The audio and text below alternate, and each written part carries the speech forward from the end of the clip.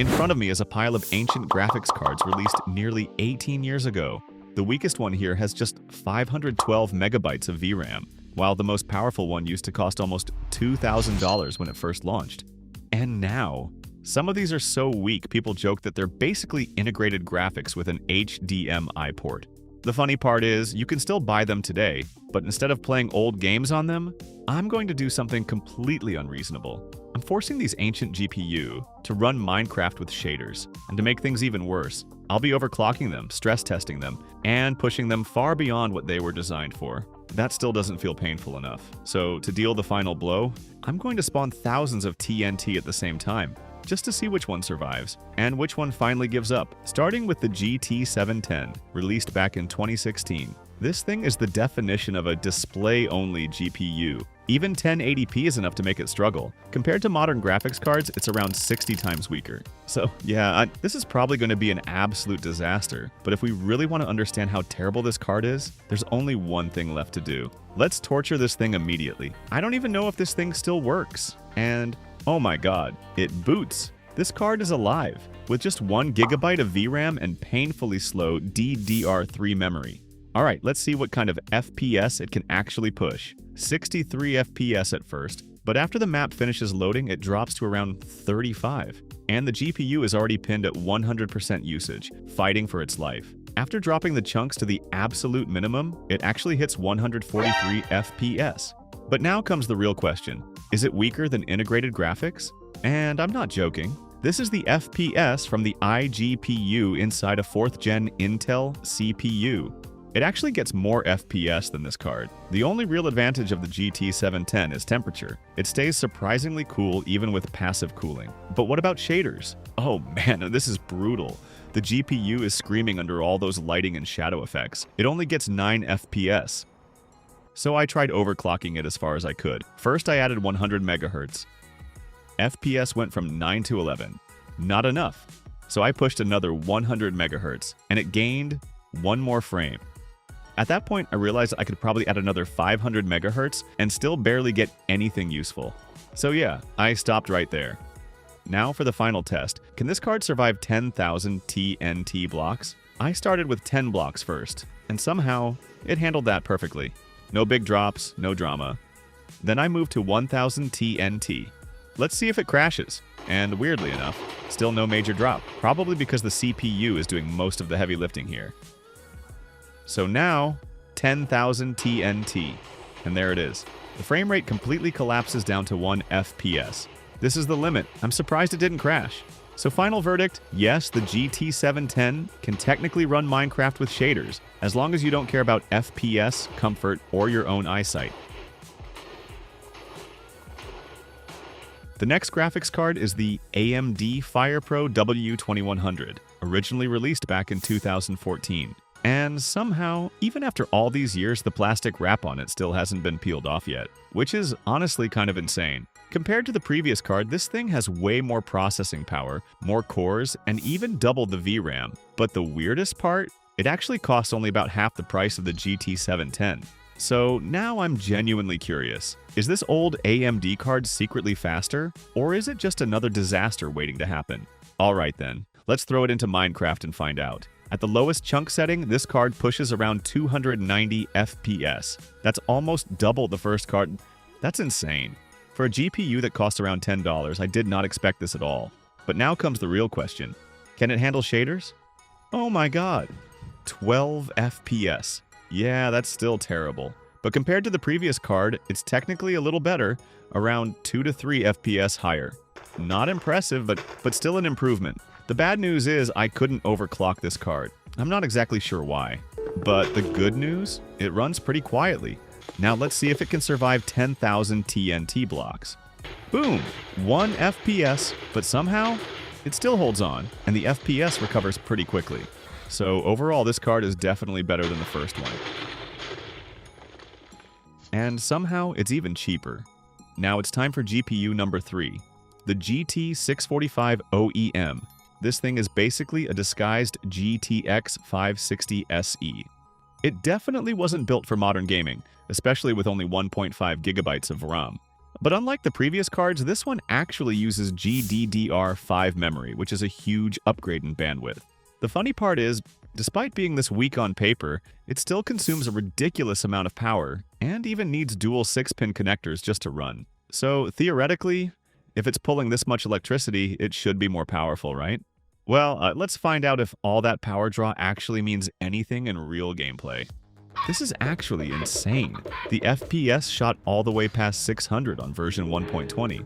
Completely different compared to all the previous GPU, and the craziest part is, this card is ancient. At this point, I started wondering if I could push this thing all the way to 1000 FPS. So, after about 5 minutes of aggressively destroying every setting imaginable, I finally did it. But now comes the real question. How many FPs can it get with shaders? I was hoping for at least 60. Reality hit me straight in the face with 25 FPS. So naturally, I started overclocking it like a maniac. I pushed the core clock all the way up to 2300 MHz, and the card immediately started having a nervous breakdown. Artifacts everywhere, screen glitches, pure chaos. So I backed it down to 2200 MHz, and thankfully it became stable again. But the reward for risking the life of the GPU? An extra 5 FPS. Truly life-changing technology right there. At that point, I gave up on brute force and lowered the resolution down to HD instead, and suddenly performance jumped to around 50 FPS. Then in windowed mode, it actually went above 70. So surprisingly, the GT645 OEM is actually pretty decent. Now let's compare it to this GT610. Even though both cards belong to the GeForce 600 series, the performance gap between them is absolutely massive. The GT610 uses the weakest Fermi chip possible, with only 48 UDA cores. That's roughly 6 times fewer than the GT645 OEM. And inside, just 1 GB of VRAM. This thing was never meant for gaming. It barely feels meant for existing. But alright, let's see how much suffering this little card can survive. But then something really strange happened. This card refused to display any image at all. I tried different video outputs, still nothing. At first I thought the card was simply too old and modern hardware just didn't want to deal with it anymore. So I moved it into an older system instead, and finally it came back to life. Now for the benchmark. It only managed around 115 FPS, which is somehow worse than the GT710. And on top of that, this thing runs unbelievably hot, over 70 degrees Celsius already. I'm pretty sure the passive cooler is the main reason for that. Alright, time for shaders. Oh no, this thing is terrifyingly slow. 4 FPS. At this point, the temperature climbed all the way to 80 degrees Celsius, and the heatsink got so hot, I almost burned my hand touching it. So naturally, I lowered the room AC down to 18 degrees, and zip-tied a fan directly onto the GPU like some desperate engineer in a garage. And the result? Pretty disappointing. Temperatures only dropped by around 6 or 7 degrees. Then I overclocked it another 100 MHz and gained exactly 2 extra FPS. Truly revolutionary performance gains. The moment I tried pushing it further, the system immediately rewarded me with a beautiful blue screen. Very encouraging. Surprisingly though, when I tested TNT explosions, the card didn't crash at all. It actually survived pretty well. Although if I tried 1000 TNT blocks, I'm pretty sure the GPU would achieve nuclear fusion. So overall, yes, it can run shaders, but it does it in the most painful way possible. The fifth card is the AMD HD 7750, and compared to the GT610, this thing is around 4 times stronger. So on paper, the specs actually don't look that bad. It has 512 stream processors and was designed as a budget-friendly card for systems with weak power supplies. The best part? It doesn't need any external power connector, and it uses very little electricity. Let's jump straight in and see what kind of performance it can deliver. And this is where things started going wrong. At first, everything looked completely normal, but the moment I launched a game, instant crash. And somehow it got even worse. Anytime I opened software to monitor hardware performance, the system would immediately crash again in the exact same way. At this point, I started suspecting the drivers were either corrupted or just way too old. So I tried reinstalling a newer version. Unfortunately, nothing changed. Same crashes, same instability, which probably means this card didn't survive our little experiment after all. Let's welcome the GTX 560. It was released back in 2011. I'm pretty impressed by the way it looks. The design is completely different compared to the other cards here. It actually looks more like a real gaming GPU. Back around 15 years ago, this was a very solid mid-range graphics card. I already tested it in CS2 and it actually ran pretty well. So I'm pretty confident it can handle Minecraft without much trouble. The only thing I'm not sure about yet is how well it handles shaders. Just like I expected, this thing absolutely flies in-game. FPS instantly jumps to around 600 and sometimes even touches 700. And unlike the previous cards, the GPU isn't even being fully utilized. This benchmark is way too easy for it. So let's move straight to shaders. And interestingly, the performance actually isn't that much different from the GT645 OEM at first. But after the map finishes loading, this card slowly pulls ahead. FPS stabilizes around 32, while temperatures stay near 67 degrees Celsius. At that point, I started wondering, can I squeeze out a few more frames with overclocking? So I added another 100 MHz, and suddenly the FPS jumped to 41. But then I noticed something terrifying. A weird flickering effect started appearing on the screen. I really hoped it wasn't caused by the overclock, and then the GPU immediately crashed out of the game. So overall, yeah, it can run shaders, but only at a very limited frame rate before things start falling apart. Now, moving on to GPU number 7, the Quadro FX 4800. And this thing is easily the monster of today's lineup.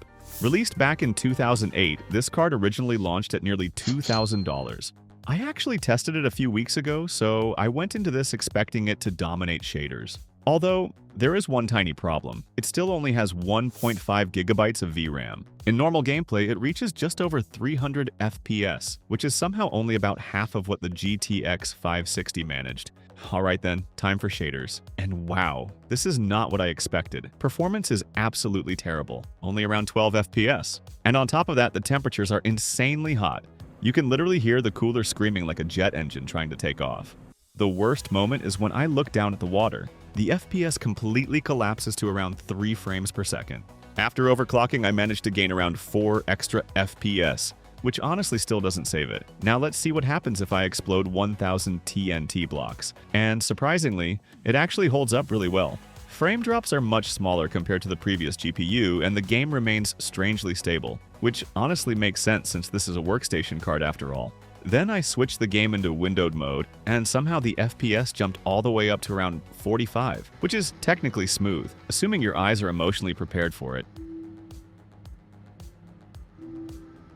And finally, the GPU I wanted to test the least, the legendary GT210. This thing is unbelievably terrible. I honestly don't even need to explain much about it. For blind people, this card is basically a miracle, because the only thing it does well is display an image. It originally launched back in 2008, and somehow its performance is actually weaker than some second-generation Intel integrated graphics. So yeah, the specs really don't matter here. The suffering is already guaranteed. Jumping into the game with the absolute lowest settings possible, the card manages around 37 FPS while walking around on the ground, and the GPU is already at 100% usage, fighting for its life. Technically, it's playable, but definitely not smooth. And remember, this is already the lowest possible setting, so I wanted something closer to a real playable experience, maybe around 60 FPS.